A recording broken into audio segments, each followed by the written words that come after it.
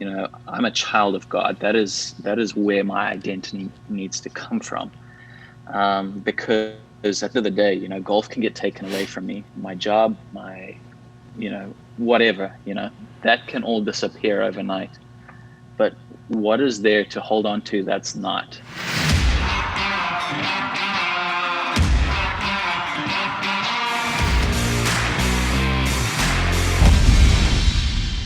Hey guys, welcome back to The Pursuit. Jeff Hutchin, and as you can tell, my co-host John Saborov could not join us today. We got to be praying for him as he's recovering from that thing that we don't want to mention. That thing. But he's doing well, and he'll be back here before we know it. But I've got two guests that are going to be joining me today, and I'm excited to get to these guys. But before we do that, I want to make sure I give a shout out to our presenting sponsor today. We're pleased to tell you about Cornerstone Payment Systems. These guys have been with us since the beginning, and they are a merchant service solution provider, and they provide not only the merchant services for this particular podcast and our business and our ministry, but they can do the same for you. So if you have any need for credit card services or direct debit, these guys will take care of you. Nick Logan and his team at Cornerstone Payment Systems, the folks that you need to reach out to. And you can reach out to them the old-fashioned way. Give them a call at 888-506-0208, or you can check them out at cornerstonepaymentsystems.com. And the cool thing, Stan, is that if you reach out to them and tell them you heard about it here on The Pursuit, they will give you $100 if you sign up. Not a bad awesome deal, huh? I'll take that in my pocket. Yeah, how often do you get $100 given to you? Not often. Well, today my guests are Stan Sayers and also Scott Vincent, who's joining us via Zoom. Scott is halfway around the world over in Cyprus. I'm really jealous. I wish we were over there. Yeah, we even need to be there. Yeah, why couldn't we be doing this interview live, in Cyprus? Exactly, right? exactly. Well, Scott and Stan, welcome to The Pursuit, fellas. Thank you. Thanks for having us. You bet. Well, it's good to have you guys. Let me introduce you guys to the audience and who these guys are and why they're with us today. Well, first of all, Stan, sitting to my left here, he is the Director of Instruction at the Colorado Golf Club located right here in Parker, Colorado. Stan is known as being the 2009 Colorado PGA Professional Teacher of the Year. And I love your mission. I did some research on you, my man. I love your mission. You said this is building relationships and guiding people to reach their full potential in golf and life. So you've been doing this a heck of a long time, haven't you? A heck of a long time, about 38 years. What would you say is kind of the greatest fulfillment you get out of what you do? It really is that part of my mission. Building relationships for me is most important. I love the one-on-one, just being able to really get to know people. I don't. I think my goal, I always try to eventually, build my students as friends and not just students. I love all of a sudden students find me 25 years later or something like, and they came back into town or whatever, and just to hear them and to create that, that's my joy. Well, as we're gonna kind of explore today, as we get to know Scott here in just a moment, is golf is such more than just the technical aspect of the swing, right? Mm-hmm. I mean, when you get to the level of a guy like Scott, who's one of the top players in the world, he obviously has the skills, he has the physical ability, but it's so much more than that, right? Mm-hmm. And we tend to compartmentalize things, but we realize that all aspects of life impact what we do, and whether it's on the golf course or in the office, and that's kind of what you're talking about, right? Truly. Well, fantastic. And our other guest joining us, as I mentioned via Zoom, Scott Vincent. Scott was known as the 2017 Rookie of the Year on the Asian Tour. He started off with a bang. He finished in the top 10 in 18 and 19 on the Asian Tour. At one point, his highest world ranking, I believe, was 128th. And so we've got a guy that's joining us today that can strike the golf ball. Flat out. And is an amazing athlete. Mm-hmm. And so, Scott, welcome, man. We are so glad you're with us. How are things out in Cyprus? Cyprus is beautiful, and it's very warm, sunny, blue sky. So sorry to make everyone jealous, but it's absolutely gorgeous out here.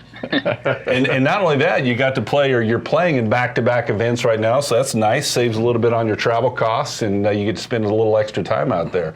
How'd the first tournament go this past weekend? The first tournament was good. Treated as a good warm-up. I made the cut and finished, I think, 40th around there. So all in all, not a terrible week. Played some good golf. Did a lot of good things this week. Just obviously trying to sharpen up a bit more and eliminate some of those mistakes that we made. But Cyprus is good, so it's been really good to us.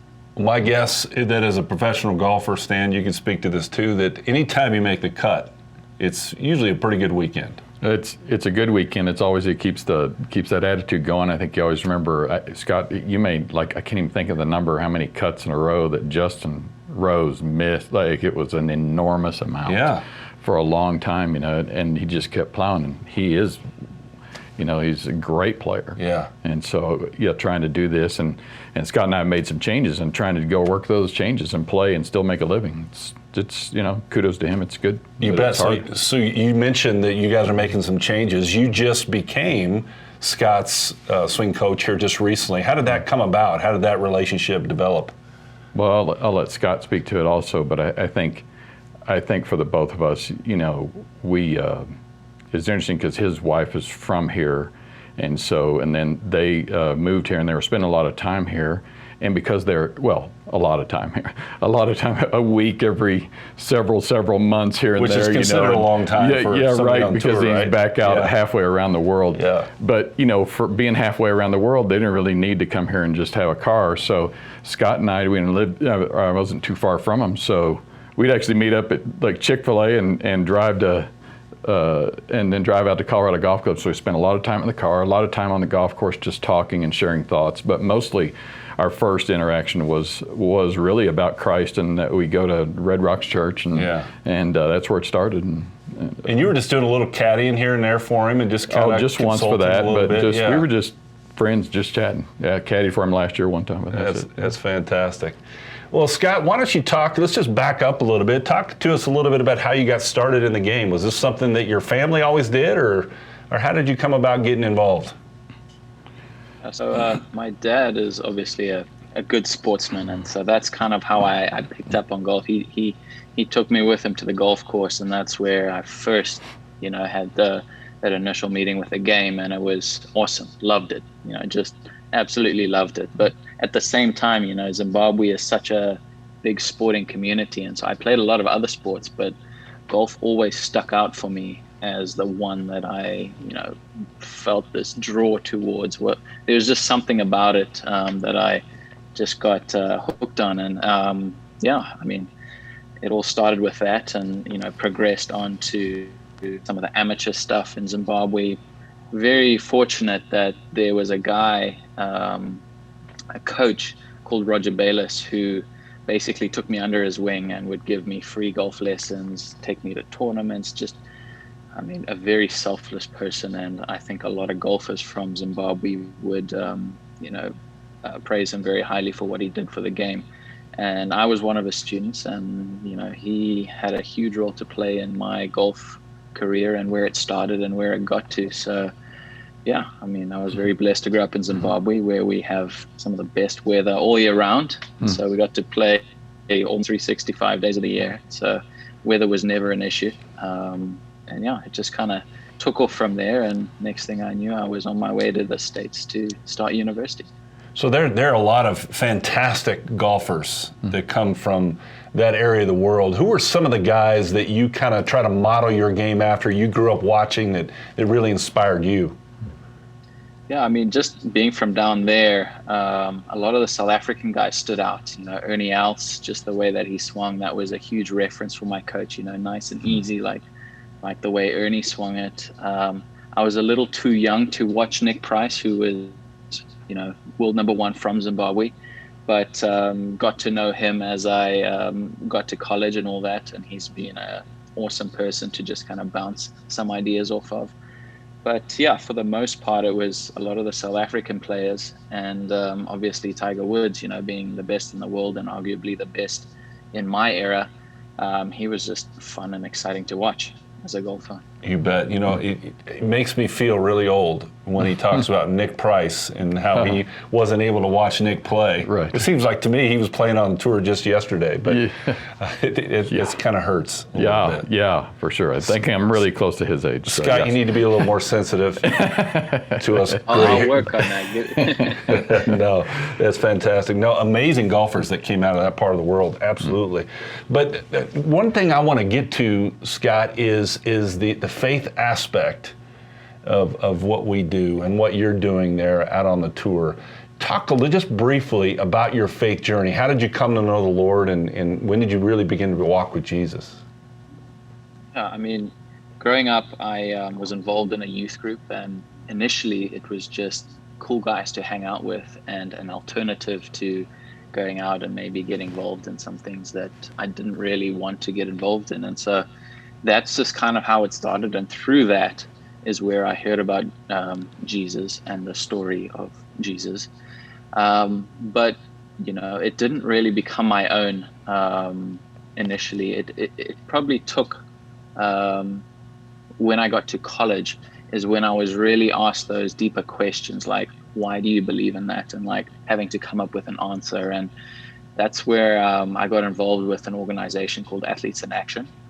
And they really helped me understand a little bit more about what I was believing in, and just ask those questions that you need to come up with an answer for. And so, I got to know the Lord young, but really only started walking it in college. And that organization there was just fantastic, and the people that were around me were, you know, incredible. And it really took off from there. And so that's basically my story in a very expressed way. That's awesome. You know, I love Athletes in Action. As a matter of fact, when I was in college, I played college basketball, and I had a chance to work with the Athletes in Action ministry, and actually traveled overseas and played some ball over in Korea. This is before you were alive. In 1987, Scott, before the Olympics in Seoul, South Korea, they sent us as a team to Seoul in '87, and we played in a pre-Olympic basketball tournament there in Seoul, Korea, prior to the Olympics, which was a fantastic experience. That was the closest I ever got to participating in the Olympics, but it was that's a wonderful organization. Did you get a chance to travel with them, or is this more of the campus-based ministry?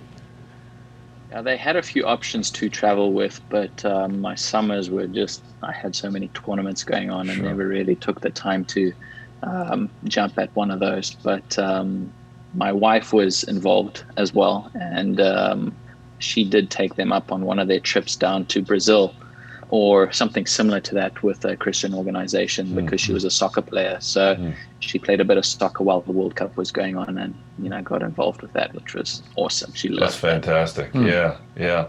Talk to us a little bit about what it's like being a follower of Christ on tour, and some of the biggest challenges that you face with that particular thing.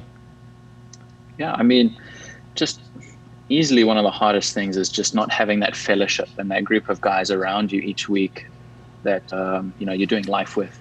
There's a few believers out here on tour, which is awesome and just refreshing to be around. But you know, just kind of getting deep and close with guys is easily one of the hardest things that we don't get to do on a regular basis. So yeah, that's definitely one of the hardest things. But on a separate note, there is a guy that comes out as often as he can, and is involved with the TV crew, but on a side thing, he, you know, will read a word to us, and we'll talk through that. And so, you know, intense with us and discusses Jesus. And I mean, that's just so refreshing and just amazing. And I know they do it a lot more on the PGA Tour, but some of these tours that I'm playing on don't quite have the budget to fund like stuff like that. But fantastic guy. And so, yeah, I'm grateful for him and just his time that he spends with me and some of the other guys out here. You bet. You know, Stan, you were mentioning that the way that you and Scott really first built your relationship was on faith, the fact that you both shared a common faith. And I'm assuming that plays a little bit of a role as to why you guys have chosen to partner up and take it to the next level, right? And you become, you know, kind of his coach and working on his swing and that. Talk about, not necessarily from the swing perspective of golf, but from the mental side, the spiritual side. What role do you see yourself playing with Scott? Man, that's a good one. I have to ask Scott that one for sure. But really, God, it seems like we're so close as friends, but at the same time, I've lived about double the years he's lived. So it's like I don't really think that way a lot of times, but I hope to be a good mentor and a good sounding board and just to share my experiences. I walked through a lot with Christ personally. I hope that, I think we've spent a lot of time, doing that. We spent a lot of time listening to Ravi Zacharias podcasts, and we've just done so much like that to share our thoughts. I think it's always for us, it's been good to just bounce that off. But then too to to put it in from a golf standpoint, I don't know, I think just to see that Christ is always there, and how can we more and more, make him a part of that? How can we use, just kind of use our faith to really see our perspective in playing, which is difficult. You get so individually focused, but my thing is the same way, from a coaching standpoint. I get so individually focused many times, even though I'm given to it, that you can lose perspective. Sure. And just like, how do I just let Christ be a part of this and let him direct, what I'm doing, not Absolutely. me taking it by myself. Scott, talk to us a little bit about that. You bring up a great point is you have this thing that's so vitally important to your faith, and then you're out on this tour that's very performance related. And let's just call it what it is, right? You don't get paid unless you play well. Right. You don't get sponsorships unless you play well. And so you have this push-pull thing going on. Scott, talk to us a little bit about that struggle in terms of your faith and your identity and who you are in Christ, but yet this battle that, man, I've got to perform and I've got to do well. Talk to us about that conflict. Man, yeah. We could talk a while on that, but yeah, I'll start with, I've been reading this book recently, and it has been talking a lot about identity. And so first and foremost, like what this book was just trying to get across was just, I'm a child of God. That is where my identity needs to come from. Because at the end of the day, golf can get taken away from me. My job, my, whatever, that can all disappear overnight. But what is there to hold on to that's not? And, this book just gave this unbelievable answer that, you need to realize that first and foremost, and only you're a child of God. And so that has really helped in a lot of those situations where, the worries of this world just seem to overwhelm, and you don't feel like you're going to make ends meet, or you don't feel like you're good enough or whatever.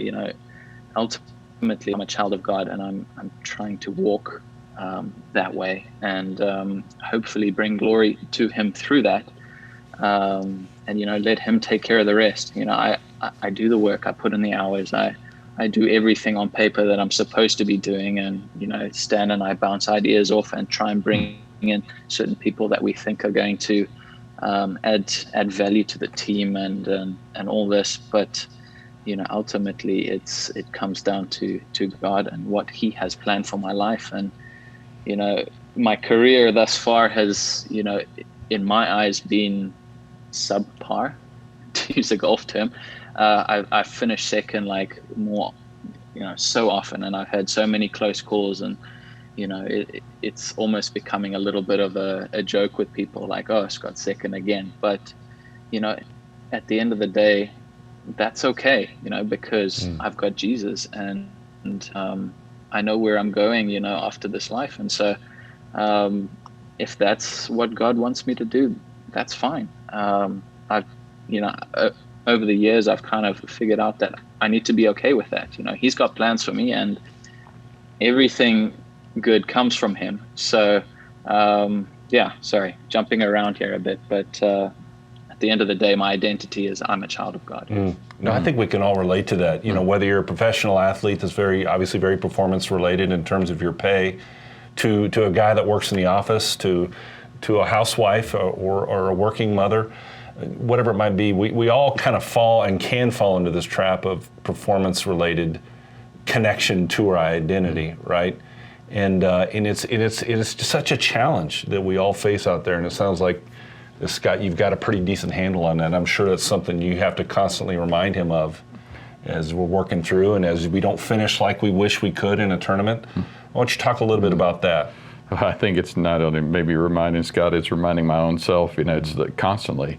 It's, I think more than anything, it's not letting our pride get in front of us, you know, which is a very difficult thing. You know, we want to hold on to our pride a lot of times, and it's being able, you know, what he talked about, it just, to surrender that peace and realize that it's not about our pride, you know, it is about the Lord. How am I trying to say that? Continually trying to stay in front of him. Yeah. And then maybe I think for both of us. And then when Scott goes through a struggle, you know, it's easy on my side. You know, he's in the midst of it. I've got the hindsight of listening to what he's going through and everything else. And then, but to try to just bring it back around and go, okay, well, remember, you know, you're doing this, and it may sound bad, but this is not so bad. And, yeah. You know, we just got to go down this road, keep pushing. Exactly. So, you know, I know you know Dr. David Cook, sports psychologist, and has done a lot of work with professional athletes at all kinds of different levels. I don't know if Scott's had the chance to meet Dr. Cook yet, but I remember Dr. Cook and I are close friends, and he was telling me a story one time, Scott, of when he was working with the San Antonio Spurs. They had hired him to come on as a sports psychologist for the team. This was before the Spurs were really successful. And matter of fact, this is the first year that they drafted Tim Duncan, right? So they had David Robinson before that, great player, all-star. They could never get over the hump with just David. They add Tim Duncan to the team, another all-star. And so they brought David in to kind of help the team get over the hump. And sure enough, they end up winning the world championship. And I'll never forget this story. David says, we finally, the final second ticks off the clock, and they win the world championship. And everybody's going crazy, as they do when a team wins the world championship. And he happens to look over, and he sees a couple of the players kind of with this distraught look on their face. Right? This should be the moment, the pinnacle of your career, where everything you can finally let loose, right, and enjoy the success. And he pulls him aside and he goes, "What's wrong? What are you thinking about right now?" And he goes, "I'm trying to think about how in the world are we going to do this again next year." Right? And that's the trap we fall into with this thing of success, that we think it's it, right? We think it's the cheese. And we think, all I got to do, man, once I could just win a tournament, right, Scott? Or once I could do this, or once I could do that, then I've made it. But the problem is once we achieve that, it moves again, doesn't it? And we're never going to be quite fulfilled. And that's why this issue of identity is so important. That if you can just stay grounded with the idea that I'm a child of God, and I'm not defined by the score on the scoreboard. I'm not defined by how much money I have in the bank account, right? I'm not defined by whatever measure of success applies to your life. But instead, man, the only thing I got to focus in on is being a child of God. I hope you can continue to press into that, my man. What would you say is your biggest demon out on the course? Trying to control too much. You at the end of the day, once that ball leaves the face, there's nothing you can do to change its direction and what's going to happen to it. And I find that too often, like, I feel like it should have done something different, or it should have gone a certain way, or this and that, and I react to that, and then that can potentially carry over to the next shot and not necessarily give it my best. But just like getting in my own way, and just not letting be what's going to be once I've done everything that potentially I can control. Because it's really, it's really about, kind of part of what your mission statement talked about, helping people to reach, their maximum potential. How do you work through that from a swing coach, from a mental coach, and how you come along, Scott? What are ways that you can begin to help him and others kind of press through that ceiling, right, that we present for ourselves? And we all have our demons that hold us back. We all do, and I think but I think this one, I think we all somehow are, connected to the result, and we really have to figure out that result is not, it's typical. Like if you go through and you read or listen to a lot, you'll hear just going through the process, right? And the process has become the most important piece. And so just continuing to do the same things and just realizing, like you said, when that ball's gone. But I think it's having that mindset ahead of time, that realizing when that ball's gone, I don't have control. Okay, now what? Instead of trying to make the reaction. I'm not saying I'm perfect at it. I just get to sit on the sidelines. I mean, in my own self, it's it doesn't matter. You're still kind of connected to the result. It's really trying to pull back from the result, and continuing just knowing you're going through the right process, you're doing the right things, and then when the reaction or when the result comes that maybe you don't like, learning to take that reaction and go, okay, well, what's the worst thing? It's in the rough. Yeah. Okay, well, not dying. I'm not laying on the side of the road, after a car. So it's just in the rough. Okay, now what? Yeah, keeping things in perspective. But Scott, I guess the point I'm trying to make here to help everyone connect to what we're talking about here is yours is very obvious, right? You talk about that literally when the ball hits the face, you're done. And whatever happens beyond that is way beyond your control. Isn't that life, though? Isn't that life for all of us, right? There's only so much of life that we actually control. Matter of fact, it's very little. The rest of it is just kind of circumstances and the things that happen. It could be the wind that blows. It could be a bad bounce, right? Whether it's on a golf course or in life. And it sounds like a really easy principle to understand, but it's much harder in real life to kind of walk through that, isn't it? Oh yeah, so difficult. I mean, we spend hours and hours and hours, and you would know with basketball, hours and hours training shots, doing putts, hitting, all these different things, and you feel like, all right, I kind of have an idea of what's happening, and then under pressure, just things change. Life happens, You don't have as much control as you thought you did, or you realize that you're just, this much in control. Absolutely. The scripture I think of, and we'll close on this as we're talking about this, is out of the book of James, 1st chapter, and it says, "Consider it pure joy when you face trials of many kinds." Right? And you hear that scripture and you go, wait a minute. I'm supposed to be joyful? Right. When things don't go my way, right? When I'm going through a difficult time. But why is that? And he talks about how because what it builds within us is a perseverance which leads to a deeper faith. And so, Scott, that's my encouragement to you, my man. This weekend, when you're out there, think of us. Think about your buddies back here in the States, freezing in Denver, Colorado. Actually, it's a pretty really nice day right now. But, man, we wish you the very best this weekend and beyond. And I know you got a great man right here behind you, and you have a great wife that's at home that's supporting you. And you know what? At the end of the day, that's a blessing. You're blessed. Absolutely. No, I appreciate that, and thanks for the encouragement and the words, and grateful to have this opportunity to talk with you guys. Fantastic. Well, thank you, Stan. Thank you, Scott. Thank you. You guys are a great team, and you have a new fan right here. The Pursuit is going to be following Scott Vincent. We're the Scott Vincent fan club right here. There we go. And I'm going to sign up as to be the number one fan. So, there we go. Scott, we wish you the best, my man. Thank you so much for joining us. Stan, thanks for joining us here on set. And hey, make sure all of you go check us out at thepursuitonline.com. We have some incredible resources out there for everybody. We have some contributors that write blogs, and they contribute video contributions on behalf of the Pursuit every single week. You can see those out there and get encouraged in a lot of different areas from a lot of different types of people. So thank you again for joining us. We'll see you next time on The Pursuit.